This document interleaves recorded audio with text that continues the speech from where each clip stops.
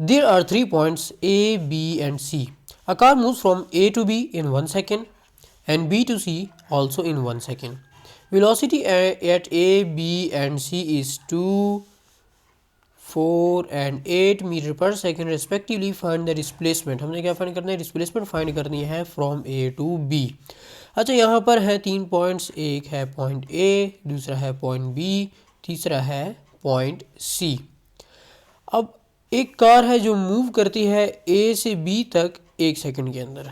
यहाँ से लेकर यहाँ तक 1 सेकंड के अंदर, और यहाँ से लेकर यहाँ तक भी 1 सेकंड के अंदर. और वेलोसिटी जो दी गई है ए पॉइंट पर है 2 मीटर पर सेकंड, बी पॉइंट पर है 4 मीटर पर सेकंड और सी पॉइंट पर है 8 मीटर पर सेकंड.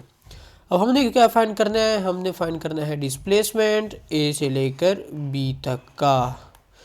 तो पहले हम ये देखेंगे कि ये बी से लेकर सी तक जितना डाटा हमें गिवन है, यानी 8 मीटर पर सेकंड और ये 1 सेकंड, इन दोनों का कोई भी काम नहीं हमारी कैलकुलेशन में.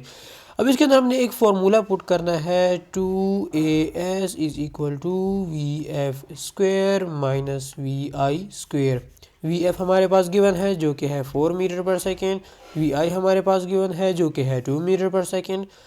इसके बाद जो एक्सेलरेशन है वो हमने यहाँ पर फाइंड करनी है. पहले एक्सेलरेशन को फाइंड करने के लिए a is equal to we F minus we I. तो वी एफ हमारे पास 4 आ जाएगा, वी आई हमारे पास आएगा 2, और कितने टाइम में है? 1 सेकंड के अंदर. तो 4 minus 2 is equal to 2 divide by 1 equal to 2 metre per second square. ये आ गई हमारे पास एक्सेलरेशन. इसको हमने पुट कर देना है इस फॉर्मूला के अंदर.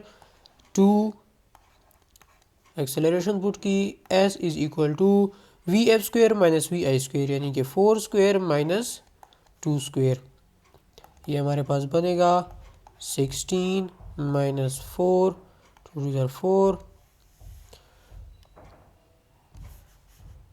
4s is equal to 12.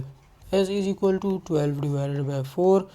4 12 के साथ कट के 3 हो जाएगा. तो हमारे पास बनेगा s इक्वल्स टू 3 मीटर. तो हमारे पास जो करेक्ट ऑप्शन गिवन है ऊपर क्वेश्चन के अंदर वो है ऑप्शन ए.